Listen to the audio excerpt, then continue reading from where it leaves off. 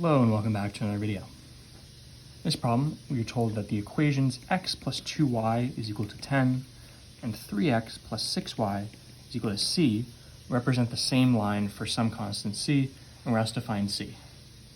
So if these are the same line, then they have to fit the same pattern with the same ratios and everything. And so we can say, okay, we want x to be on its own in this equation, right? We don't want this 3 here. So if we divide everything by 3 in this equation, hopefully we'll get something that matches with this equation. For them to be the same line, that would have to be the case. And we see, dividing this by 3, we just have 1x. So x plus 6 over 3 is 2y.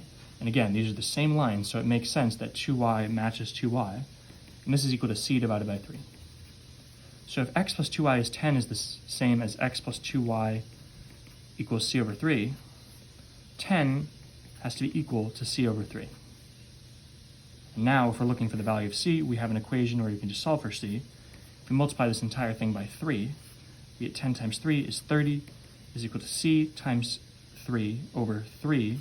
These 3's cancel, and we'll be left with just c. c is equal to 30, so 30 is going to be your final answer. As always, thank you for liking and subscribing, and I'll see you in the next video.